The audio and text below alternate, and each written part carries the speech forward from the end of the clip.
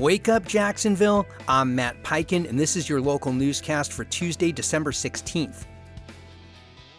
About 40 miles west of Jacksonville, detainees at Florida's state-run immigration facility, known as Deportation Depot, were pepper sprayed in late October after reportedly barricading themselves inside their housing unit. Located at the former Baker Correctional Institution in Sanderson, the center holds up to 2,000 immigrants and is operated by the Florida Department of Emergency Management.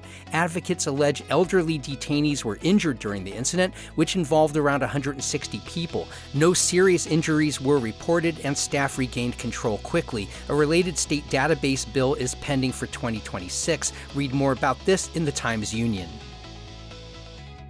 4 Duval County public schools were placed on lockout Monday afternoon because of nearby police activity. The schools affected were Chetts Creek Elementary, Allen Axon Elementary, Kernan Middle, and Kernan Trail Elementary. According to a message from Duval County Public Schools, the lockouts were implemented as a precaution and all students and staff remained safe. While no one was permitted to enter or exit during the lockout, normal dismissal procedures were planned with police on site. Authorities haven't released further details about the nature of the police activity. You can read more on this at News 4 Jacksonville.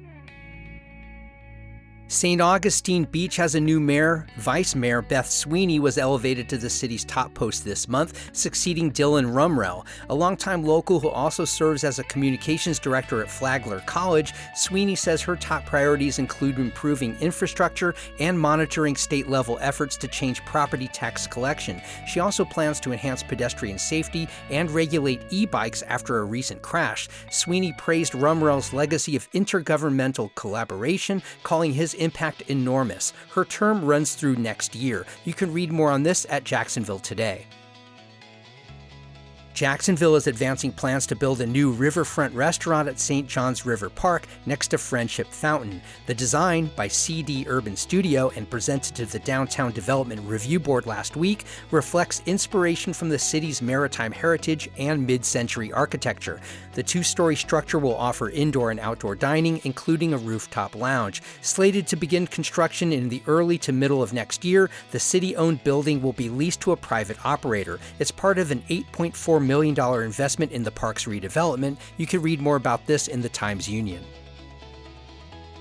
And Swisher, a longtime Jacksonville-based tobacco company, has announced a $135 million expansion in the Phoenix neighborhood, aiming to meet rising demand for smokeless nicotine and caffeine pouch products. The project includes a new 120,000 square foot facility that will utilize Jacksport and create 240 jobs by 2028. Backed by $3.5 million in city tax incentives, the expansion will benefit economically distressed areas like Springfield and the East Side. However, federal tariffs may raise equipment costs. Construction is already underway and expected to continue through next year. Read more about this in the Jacksonville Business Journal.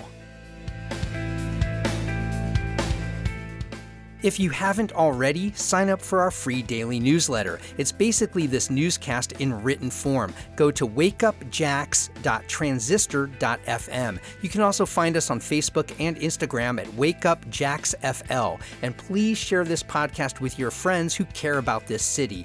I'm Matt Peiken. Thanks so much for starting your weekdays with Wake Up Jacksonville.